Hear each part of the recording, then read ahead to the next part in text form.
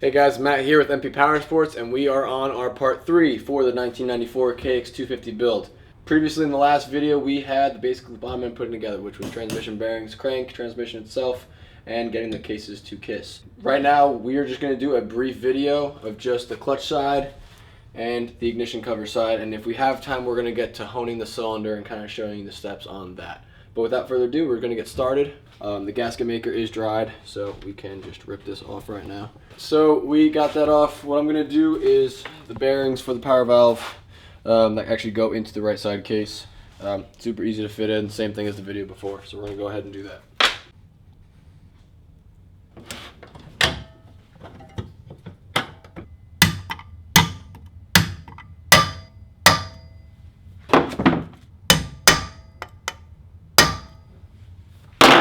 Those bearings are probably the easiest bearings you'll ever have to install in your entire life. We can either start with the right side or the left side. It really does not matter at all. Just because we're on the right side, I'm going to at least start with the primary gear. Again, with the Cowie. There's no bolt that holds it on, it's just a C-clip. So it's pretty easy. You just slide the primary gear on, put that C-clip, and we're all set. So here is the primary gear. You very well could just slide this on. Let's just clean it up.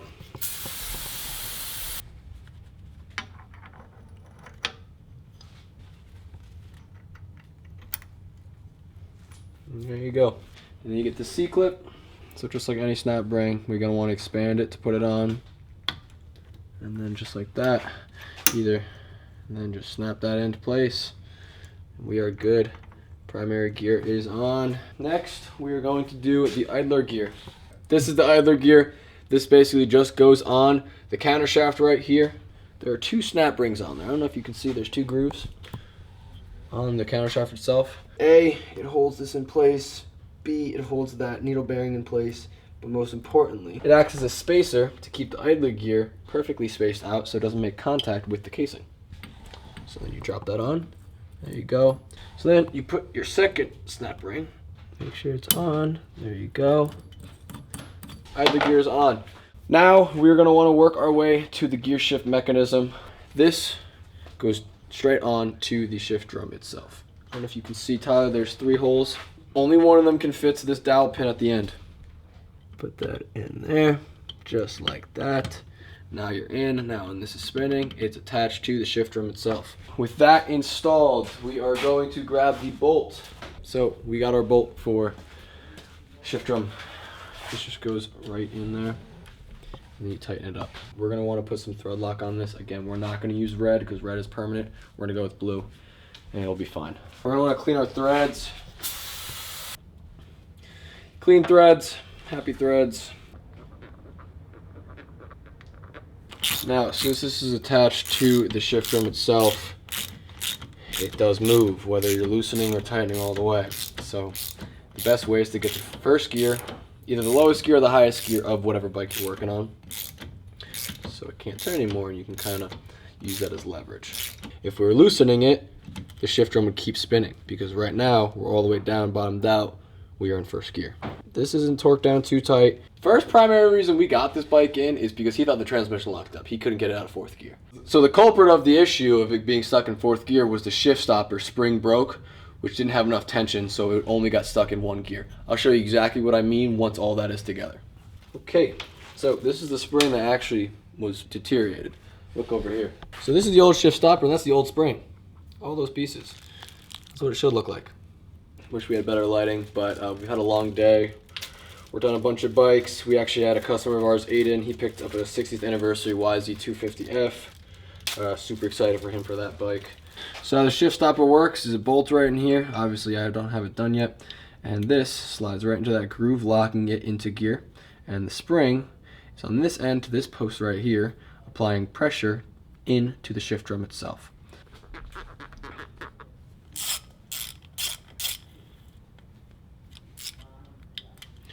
You want to make sure it moves freely when the bolt is tight. Now be careful, the torque for this is about 7.5 foot-pounds. So now to get this on, gonna get that right there. Sorry, Tyler. It's all good. Alright, and then now you just want to be careful to take that off. There's really no hole. That's so sus. I really don't like that. I don't like this design at all, and we made sure that the casing wasn't destroyed at all. I looked up multiple pictures, diagrams, and everything just to make sure. How this shift stopper works is it has a spring on this rod. There's no hole in the rod. The rod isn't tapered off at the end to hold this spring in place. So this spring can very well just pull off until it comes off. And I'm thinking that's what happened, why it got deteriorated into little pieces, as we showed you before. Kawasaki in 1994, you hired a bunch of idiots. I can't see how on a dirt bike, being on a track, especially a 252 stroke, having the vibrations that it has, that this spring is just going to stay like that. So yeah, I might hold off on the clutch for this. We might just finish everything else, get the kickstart gear and get the gear shifter in and get the ignition coil, and then definitely have enough time for honing the cylinder. So what I'm going to do right now is I'm going to put gasket maker over it and kind of let it sit. This is just a second defense of what I'm trying to do, so it prevents or cuts down the risk of what happened to the customer before happening again. We'll let you know in part 4 if it held up the next day after it dries and everything. I really hope it does. I hope it works. Okay, let's move on. So that's in. Now the easy part is basically just getting the shift shaft itself, sliding it on, and making sure it goes through all the gears. We had to take the other gear off. Some models you have to take that out because it gets in the way of the shift shaft, but it's super easy. So with that off, we have a lot more room. It'll be a lot easier to slide this in and get this on. So what you're gonna do is you're gonna push that in, get that to line up, the dowel within the springs, push, and there you go. You're in. Feed it nice on. There you go. That's on, your shift shaft's on. Basically your whole gear shift mechanism is all good. So what we're gonna do right now is we're gonna make sure it goes through the gears. So we're gonna go grab our gear shifter, freshly vapor blasted. Slide this on to the shift shaft itself. So now, to simulate the bike moving, because obviously to change gears you need the transmission to be moving. We're in first right there, and you know you're in first. So on the other side, sorry Tyler, it's gonna be hard for you to get this. On the other side, I'm holding the counter shaft. When I spin, the counter shaft is spinning, which is showing that I'm in gear. I'm in first gear. Now if I go half a click up, there on that half mark, so this is first, this is second. That's when people say it's half in between first and second, this is exactly what they mean. If I'm holding my hand on the left side while spinning this, it's not spinning because it's in neutral. So as we're spinning again, let's go up to second. Okay, pulled the counter shaft. There we go. It is spinning. That means we're in second gear. We're gonna roll. Third gear. There you go. We're in. There you go. There you go. And there we go. We are in fifth gear. It's not going any more up. We're good. We're spinning. We're in gear. That means that's good. So we're gonna spin it. Fourth gear, third gear, second gear. Let's see if we can get the half going down. Nope, we went all the way down to first. But it shows that we are going throughout all the gears. Everything's good on that end. So our transmission's good.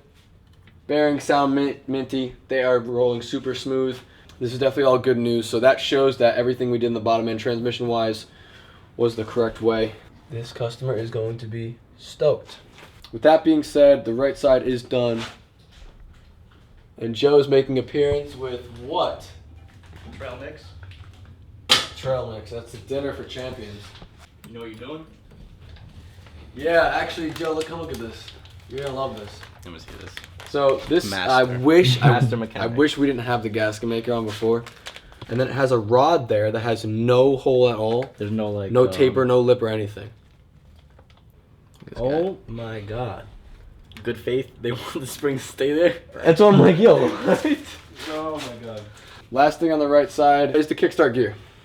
So super easy. There's a lip on the back, goes behind that bracket, and you turn clockwise until it catches right in there. Now, this kickstart spring clips right in there. Alright, sometimes this spring is giving a lot of attention, so I'm going to basically get this most straight, and I'm just going to give a little tap on the spring, and hopefully it drops right in. Perfect. Now we have our kickstart here, also freshly vapor blasted. And we're just going to test it to make sure that it's operating and making contact and everything's working as it should. It is springing back. It's tightening down. Everything's good on that end. Right side's all done of how much we can do right now. It's not done entirely. So now we're gonna move on to the left side. We're gonna have to get the woodruff key off the old crank. And just little taps, and there you go. It'll pop off just like that. With this off, you're gonna place it just like that. Use the back side, make sure that we are fully pressed in, and we are. We're gonna spray off the stator just because it had the excess oil on there, and got it in the cut. Shit. Yeah, if you wanna play a fun prank on your friend, if they have a paper cut, get some brake cleaner and spray it right in there. There is a certain way to install this stator. I don't know if you see, Tyler, there are 3 little notches right there. The center one has to align with this arrow right there. You can almost see from that arrow, that little thing right down there with that middle groove is showing that we are all good. So we're gonna get these bolts in now that it is timed up.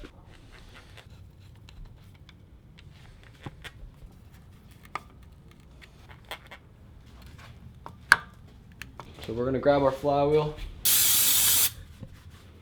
Now line up this groove with the woodruff key.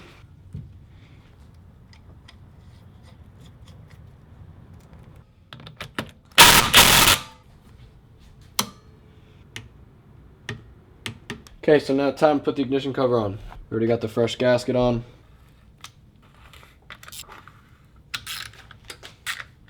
Now, we're gonna do the countershaft rebuild. The O-ring just sits just against that bearing. Then we're gonna put the countershaft seal in. Money. Then the retainer.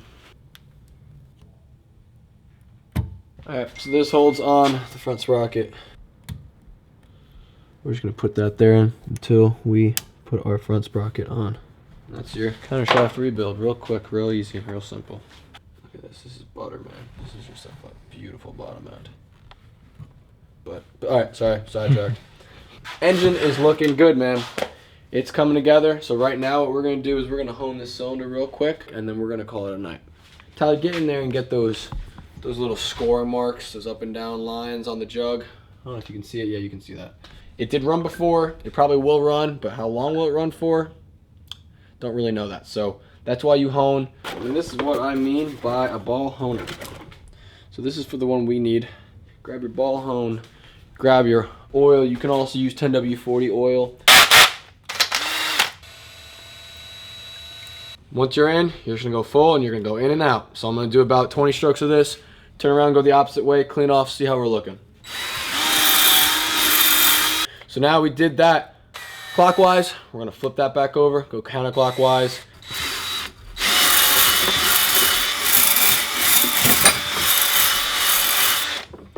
We're going to clean this off and see how we're looking.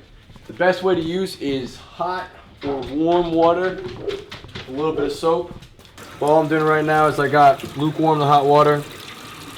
Got a little soap on the rag.